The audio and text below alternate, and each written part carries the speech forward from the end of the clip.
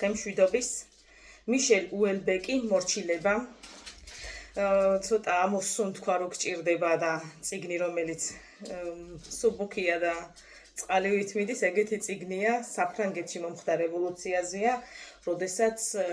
ერთ-ერთმა პარტიამ ისლამურმა პარტიამ გაიმარჯვა და ლექტორი რომელიც განთავისუფლეს უნივერსიტეტიდან და რაღაცა პერიოდის მერე წავიდა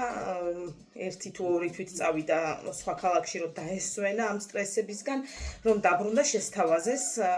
მივიდა ოჯახში შესთავაზა ბატონმა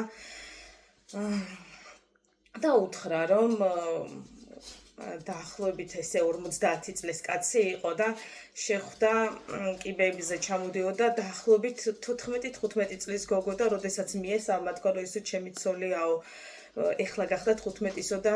სახე არ ქონა დაფარული თქვენ იცით რომ სახე თავი უნდა ქონდეს დაფარული ზოგიერთს სარწმუნოებას ეს აქვს და